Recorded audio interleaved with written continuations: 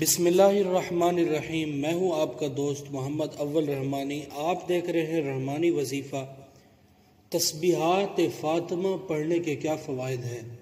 نبی اکرم صلی اللہ علیہ وسلم نے فرمایا، جو شخص ہر فرض نماز کے بعد 33 مرتبہ سبحان اللہ، 33 مرتبہ الحمدللہ اور 34 مرتبہ اللہ اکبر کہے، وہ کبھی نقصان میں نہیں رہے گا۔ ماشاءاللہ، اس کو پڑھتے وقت 2، 3، 4 منٹ، 5 منٹ کی بات نہیں ہوتی، جسٹ 1 منٹ، 1.5 منٹ میں انسان پڑھ سکتا ہے، اور کتنی بڑی بشارت ہے کہ وہ کبھی نقصان میں نہیں رہے گا۔ یہ کس نے فرمایا؟ نبی اکرم صلی اللہ علیہ وسلم نے فرمایا۔ تو ہمیں چاہیے ہم خود بھی اس کا اہتمام کریں اور اپنے دوستوں تک اس کو زیادہ سے زیادہ شیئر کریں۔ جزاکم اللہ خیرا۔ السلام علیکم ورحمۃ اللہ وبرکاتہ۔